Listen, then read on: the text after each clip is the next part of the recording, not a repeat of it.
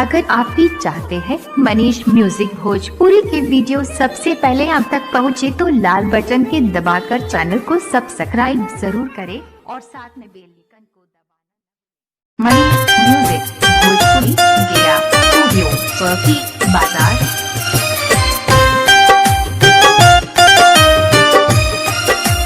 presented by Manish Music Bhojpuri Gaya।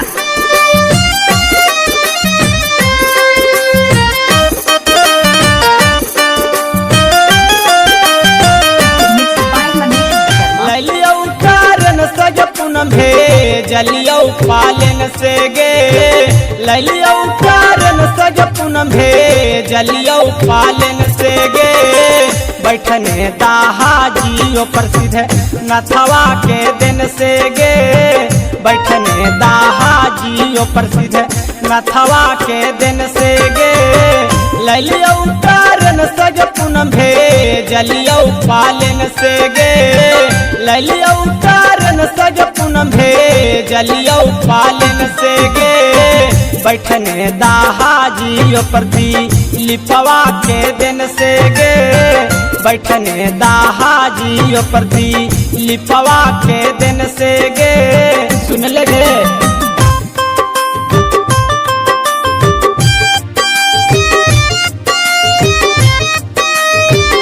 Manish music Bhojpuri Gaya studio Chowki बाजार।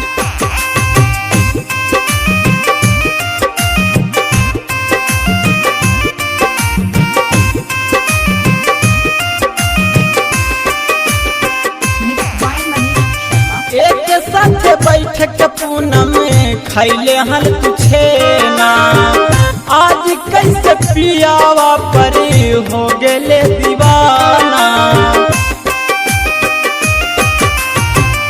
एक साथ बैठ के पूनम खैले हल तुझे ना आज कैसे पियावा पर हो गेले दीवाना खून से ले करवा लिखलियो छोड़िए के पेन के गे खून से ले करवा लिखलियो छोड़िए के पेन के गे बैठने दाहा जियो पर रंजना के दिन से गे बैठने दाहा जिया पर चंदनवा के दिन से गे बैठने दाहा जियो पर मुनवा के दिन से गे बैठने दाहा जियो पर्दा निसवा के दिन से गे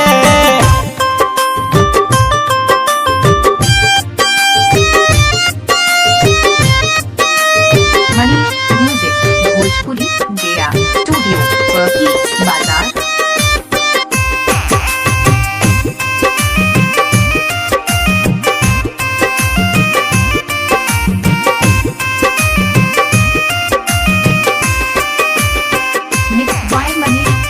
गाँव घर के लोग हमारा काहे सब पागल तोहरे फोटोया देखी रही हम जागल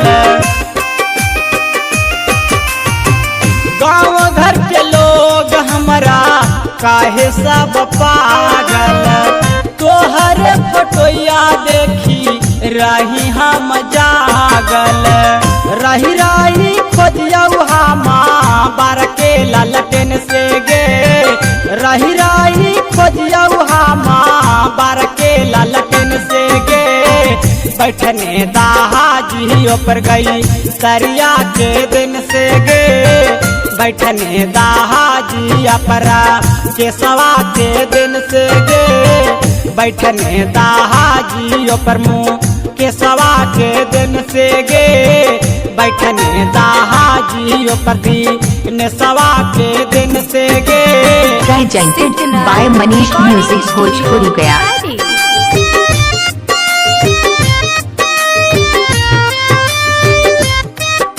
मनीष म्यूजिक भोजपुरी गया स्टूडियो चौकी बाजार।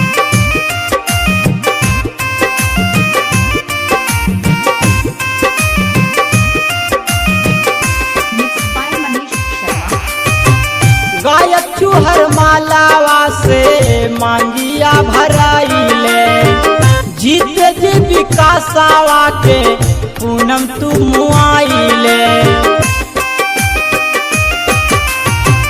गायक चूहर मालावा से मांगिया भराइले। जीते जी विकासावा के पूनम तू मुआइले। देवी मामा ना हलियाऊ भीतरी के मन से गे। देवी मामा ना हलियाऊ भीतरी के मन से गे। बैठने दाहाजियो परमा निसवा के दिन से गे। बैठने दाहाजियो परिया सोकवा के दिन से गे। बैठने दाहाजियो पर भगवानवा के दिन से गे। बैठने दाहाजियो पर निर्भयवा के दिन से गे। मनीष म्यूजिक भोजपुरी गया स्टूडियो, चौकी बाजार।